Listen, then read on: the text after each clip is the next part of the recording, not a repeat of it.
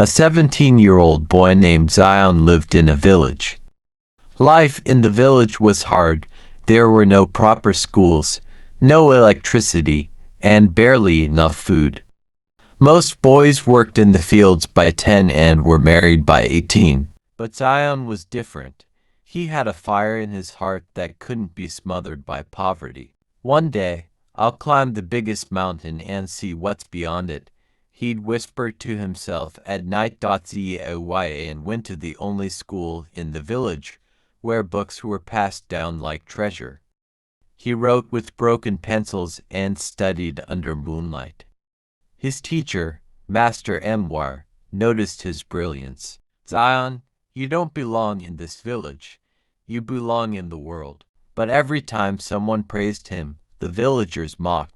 "Books won't feed your family. Dreams don't buy rice." Zayaan only smiled. He had made a choice to grow, no matter the soil. One rainy afternoon, a letter arrived.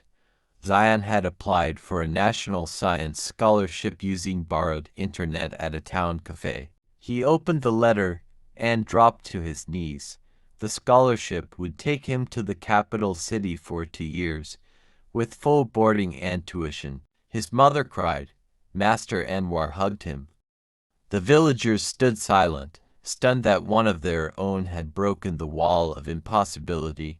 The school had air conditioners, labs, tablets, and students who spoke fluent English.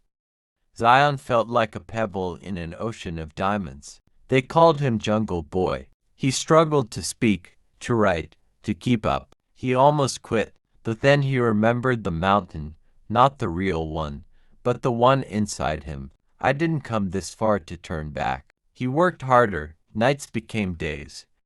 He read, listened, practiced, and slowly, he rose. The school hosted a national science fair.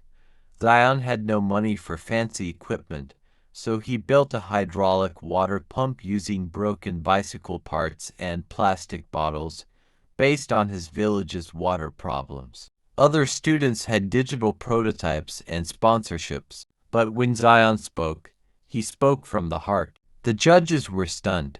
Innovation isn't about money. It's about solving the real problems no one sees. He won first prize. Winning the fair changed everything. He was invited to speak at an international youth summit. His voice shook, but his words burned. "I come from a village where people believe poverty is permanent. But we're not born to break, we're born to bend, rise, and become. You don't need wings to fly, just courage." The speech went viral. Zayaan didn't forget. He returned to his village, now a symbol of what's possible. With donations from his prize money and help from sponsors, he built a real school, a library, a small tech lab. He trained local teachers.